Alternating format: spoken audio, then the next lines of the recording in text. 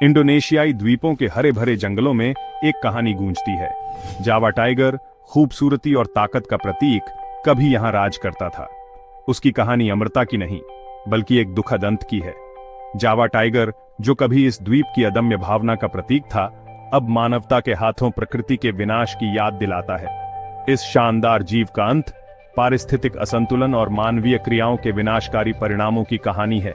यह कहानी दुनिया भर में लुप्त प्राय प्रजातियों की दुर्दशा को दर्शाती है और हमें याद दिलाती है कि हम प्रकृति से कितने जुड़े हुए हैं। जावा टाइगर, वैज्ञानिक नाम पैंथेरा टाइग्रिस सोंडाइका, एक प्राचीन वंश का हिस्सा था। यह बाघों की उन 9 उप प्रजातियों में से एक था जो कभी धरती पर घूमती थीं। ये राजसी जीव फेलिडे परिवार से ताल्लुक रखते हैं, जिनके पूर्वज शेरों, तेंदुओं और जगुआर के साथ समान हैं। आनुवंशिक रूप से जावा टाइगर का सबसे करीबी रिश्तेदार सुमात्रन टाइगर था, जो इंडोनेशिया की एक और उप प्रजाति है जो अस्तित्व के लिए संघर्ष कर रही है। ताउजेंडों साल पहले बढ़ते समुद्र के स्तर ने उन्हें मुख्य भूमि से अलग कर दिया, जिससे इन टोनों का विकास हुआ। इस अलगाव के कारण जावा टाइगर में कुछ खास विशेषताएं विकसित हुईं जो उसे अपने भाइयों से अलग करती थीं। जावा टाइगर ताकत और सुंदरता का एक अद्भुत मिश्रण था। यह बाघ अपनी अनूठी विशेषताओं और आकर्षक उपस्थिति के लिए जाना जाता था। अपने महाद्वीपीय भाइयों बंगाल और साइबेरियाई बाघों से छोटा, जावा टाइगर का आकार भले ही छोटा हो, लेकिन उसकी ताकत और फुर्ती में कोई कमी नहीं थी। जावा टाइगर का शरीर गठीला और फुर्तीला था, जो उसे घने जंगलों में आसानी से घूमने और शिकार करने में मदद करता था। उसकी मांसपेशियां उसे एक कुशल शिकारी बनाती थीं, जो घने जंगलों में रहने के लिए एकदम सही था। जावा के जंगलों में यह बाघ अपने शिकार को चुपचाप पीछा करता और सही समय पर हमला करता।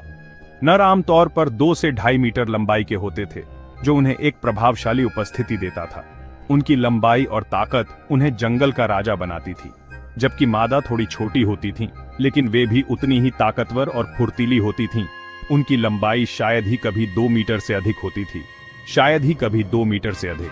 मादा बाघों की छोटी कदकाठी उन्हें जंगल में छुपने और शिकार करने में मदद करती थी।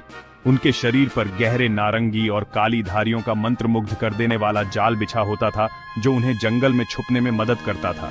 ये धारियां उनकी पहचान का एक महत्वपूर्ण हिस्सा थी, जो जंगल की छतरी से छनकर आती धूप में उन्हें छुपने में मदद करता था। धूप की किरणें जब इन धारियों पर पड़ती तो वे जंगल के वातावरण में घुल मिल जाते थे। ये धारियां हर बाघ के लिए अलग अलग उंगलियों के निशान की तरह अनोखी होती थी। हर बाघ की धारियां उसकी पहचान को अद्वितीय बनाती थीं। उंगलियों के निशान की तरह अनोखी होती थीं, जिससे शोधकर्ता जंगल में अलग अलग बाघों की पहचान कर सकते थे। इन धारियों के माध्यम से वे बाघों के व्यवहार और उनकी गतिविधियों का अध्ययन कर सकते थे, जिससे शोधकर्ता जंगल में अलग अलग बाघों की पहचान कर सकते थे। यह पहचान उन्हें बाघों की जनसंख्या और उनके संरक्षण के प्रयासों में मदद करती थी। जावा टाइगर की ये धारियां न केवल उनकी सुंदरता को बढ़ाती थीं, बल्कि उनके अस्तित्व के लिए भी महत्वपूर्ण थीं। जावा द्वीप जीवन से भरपूर एक ज्वालामुखी स्वर्ग जावा टाइगर की कहानी का पृष्ठभूमि था। वे घने वर्षावनों में घूमते थे, जो द्वीप के पहाड़ी इलाकों को ढंकते थे। उनकी दहाड़ प्राचीन पेड़ों से गूंजती थी। जैव विविधता से भरपूर ये जंगल इन अकेले शिकारियों के लिए शिकार का भरपूर मैदान प्रदान करते थे। वे विशेष रूप से तराई के जंगलों और सागौन के जंगलों के शौकीन थे, जहां शिकार प्रचुर मात्रा में था। घनी झाड़ियां शिकार पर घात लगाने के लिए कवर प्रदान करती थीं, जबकि पानी के स्रोतों से निकटता पानी की निरंतर आपूर्ति सुनिश्चित करती थी। भाग 5, जीने के लिए शिकार। जावा टाइगर अपने क्षेत्र का सबसे बड़ा शिकारी था, जो अपनी ताकत और चपलता के लिए जाना जाता था। यह जंगल का राजा था, जो अपने क्षेत्र में किसी भी अन्य शिकारी से अधिक शक्तिशाली था। खाद्य श्रृंखला के शीर्ष पर एक माहिर शिकारी, यह अपनी शिकार करने की कला में निपुण था, और इसके शिकार करने के तरीके ने इसे जंगल में सबसे खतरनाक शिकारी बना दिया था। इसके भोजन में मुख्य रूप से हिरण, जंगली सूअर शामिल थे। ये जानवर इसके लिए ऊर्जा का मुख्य स्रोत थे, और यह उन्हें पकड़ने के लिए अपनी पूरी ताकत और चालाकी का उपयोग करता था। और बैंटिंग जैसे बड़े खुर वाले जानवर शामिल थे। ये बड़े जानवर इसके लिए एक चुनौती थे, लेकिन जावा टाइगर ने अपनी ताकत और रणनीति से इन्हें भी मात दी। जब बड़े शिकार दुर्लभ होते थे तो वे सरीसृप पक्षियों का शिकार करने के लिए भी जाने जाते थे। यह उनकी अनुकूलनशीलता का एक और उदाहरण था, जो उन्हें किसी भी परिस्थिति में जीवित रहने में मदद करता था और छोटे स्तनधारियों का शिकार करने के लिए भी जाने जाते थे। यह उनकी विविधता और अनुकूलनशीलता को दर्शाता है, जो उन्हें किसी भी परिस्थिति में जीवित रहने में सक्षम बनाता था। इनका शिकार करने का तरीका इनकी अनुकूलनशीलता और चालाकी का प्रमाण था। वे अकेले शिकारी थे, जो अपने शिकार को मारने के लिए चुपके से हमला करने की रणनीति पर निर्भर थे। उनकी चालाकी और धैर्य ने उन्हें एक कुशल शिकारी बना दिया था, जो अपने शिकार को मारने के लिए चुपके से हमला करने की रणनीति पर निर्भर थे। उनके शक्तिशाली अंग और नुकीले पंजे ने उन्हें दुर्जय विरोधी बना दिया, जो खुद से कहीं अधिक बड़े जानवरों को मारने में सक्षम थे। उनकी ताकत और चपलता ने उन्हें जंगल का सबसे खतरनाक शिकारी बना दिया था, और नुकीले पंजे ने उन्हें दुर्जय विरोधी बना दिया, जो खुद से कहीं अधिक बड़े जानवरों को मारने में सक्षम थे। उनके पंजे इतने तेज थे कि वे एक ही बार में अपने शिकार को गिरा सकते थे, जो खुद से कहीं अधिक बड़े जानवरों को मारने में सक्षम थे। उनकी ताकत और चपलता ने उन्हें जंगल का सबसे खतरनाक शिकारी बना दिया था। जावा टाइगर की यह विशेषताएं उसे जंगल का असली राजा बनाती थीं, जो अपने क्षेत्र में किसी भी चुनौती का सामना करने के लिए हमेशा तैयार रहता था। भाग 6, गायब होना। जावा टाइगर का पतन एक त्रासदी थी, जो धीरे धीरे हुई, एक जटिल पारिस्थितिक व्यवस्था का क्रमिक रूप से टूटना।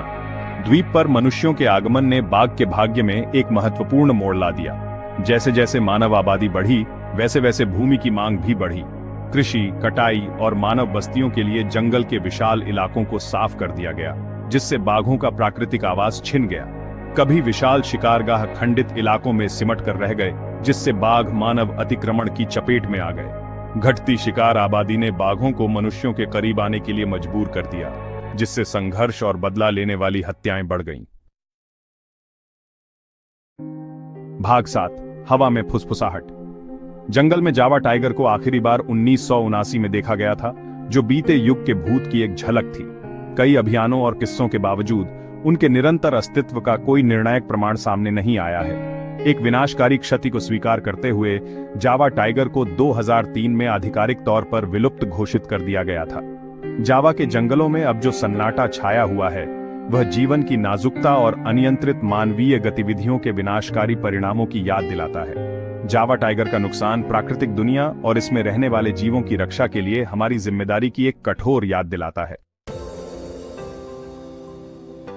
भाग 8, क्या उम्मीद की कोई किरण है।